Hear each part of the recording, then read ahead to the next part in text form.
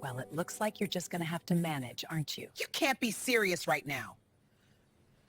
Well, it looks like you're just going to have to manage, aren't you? That's uncalled for, Sometimes Linda! evil hides behind a polite Isn't smile this and a just hospital precious? badge.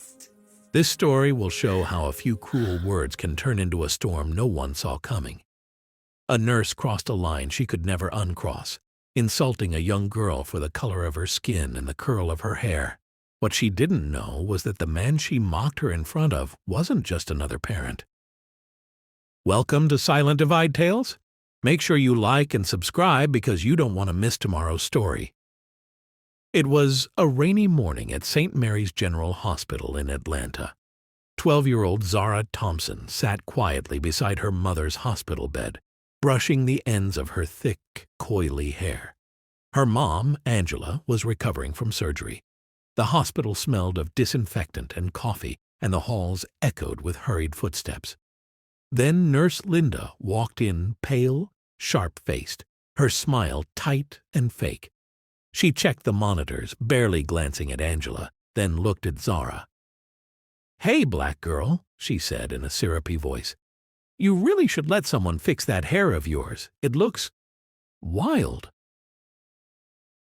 You don't want to look like a reggae artist, do you?" Zara froze. Angela's eyes opened slowly, pain mixing with disbelief. The air turned cold.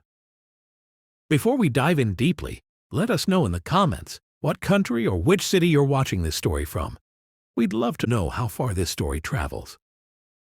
Angela's hand weakly gripped the bedrail as she tried to sit up. "Excuse me?" she said, her voice hoarse but firm. Nurse Linda smiled thinly, pretending innocence. "Oh, I didn't mean anything bad," she said, waving her clipboard. "I just think girls should look neat, especially in public. You don't want people getting the wrong impression of you." Zara's heart thumped. She wanted to speak up, but remembered her mom's condition. Angela took a deep breath and said, "My daughter's hair is beautiful. You don't get to say otherwise, please." Linda scoffed and scribbled on her chart. "Well, you black people are too sensitive these days," she muttered. The silence in the room grew thick. Zara blinked back tears, gripping her brush tightly. Angela turned her face to the wall, trying to hold back her anger. A few minutes later, Linda left the room with a smirk, her sneakers squeaking down the hallway. Outside, she ran into a tall man in a gray suit, broad shoulders, calm eyes, and a badge clipped to his chest. "Morning," he greeted warmly. "I'm Dr. Kendrick Thompson, the new hospital director." Linda nodded, not paying attention. "Oh, nice to meet you," she said carelessly, walking off. Duh. She had no idea. Dr. Kendrick Thompson watched the nurse walk away, something about her attitude rubbing him the wrong way. Her name tag flashed as she turned the corner, Linda, and he made a mental note of it. There was something careless, almost cruel in the way she brushed people off. Still, he had rounds to make.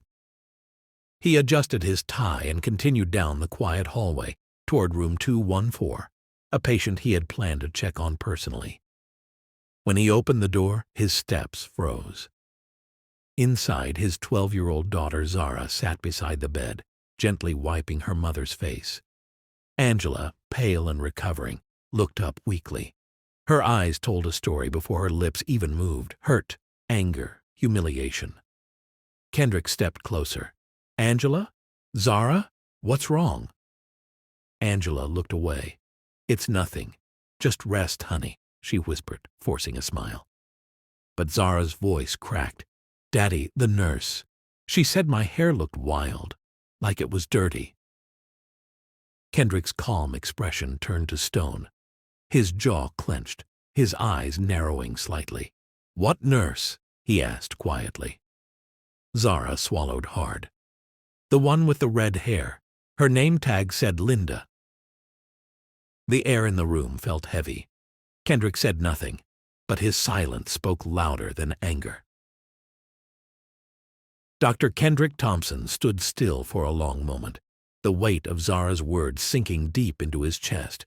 His daughter's eyes were watery, her small hands trembling as she tried to act brave. Angela looked away, ashamed that such cruelty had happened while she was helpless in bed. Kendrick took a slow breath. "Zara," he said softly, "you didn't do anything wrong. Your hair is perfect, just like your mother's." He kissed her forehead gently. He turned toward the window, staring out at the hospital courtyard below. His reflection looked calm, but his thoughts burned. He'd worked too hard to build a hospital where everyone was supposed to be treated with dignity. Meanwhile, Nurse Linda laughed with another nurse at the reception desk. "You should have seen that kid," she said in a low, mocking tone. "Like a bird's nest on her head. And her mom just stared at me like I kicked her little monkey." Her co-worker shifted uncomfortably. "Linda, maybe don't say stuff like that. You never know who's listening." Linda rolled her eyes. "Please. The new director's too busy making speeches to care about a kid's hair." Behind her, quiet footsteps approached, the kind that made the air go still.